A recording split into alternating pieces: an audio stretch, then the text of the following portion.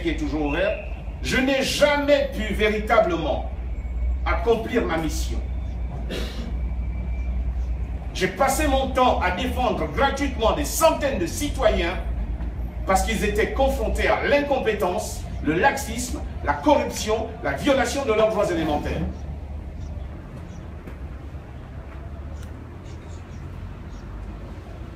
Aujourd'hui, plus de la moitié des magistrats sont issus de choix privés.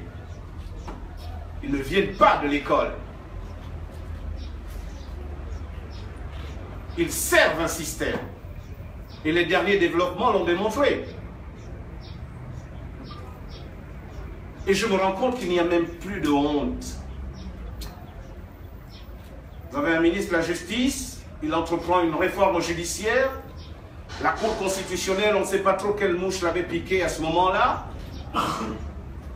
retorque cette réforme, rejette cette réforme. Le ministre refuse d'appliquer la décision de la Cour constitutionnelle. Et la Cour constitutionnelle est incapable d'imposer au ministre l'exécution de la décision. Et le Premier ministre ne fait rien. Et celui qui est désigné comme président de la République ne fait rien. Mais tous les jours, on envoie des dizaines de jeunes délinquants, certains pour des faits qu'ils n'ont pas commis, parce qu'il y a une pratique au niveau de la police que nous connaissons. Il suffit qu'un petit bougre dans le quartier soit pris dans une affaire tordue, on lui demande de citer un ou deux de ses amis, on va les chercher et on les séquestre à la police en attendant que la famille vienne négocier leur liberté. Nous connaissons ces réalités. On les garde au-delà des 48 heures prévues par la loi. Et quand le policier amène l'inculpé au tribunal, le procureur est incapable d'annuler la procédure, incapable de tenser le policier, et ça dure depuis des années. Tant que ça ne vous est pas arrivé, vous ne vous en inquiétez pas. C'est le jour où ça vous touche personnellement que vous vous rendez compte que votre pays va mal, que rien ne fonctionne comme il se devrait.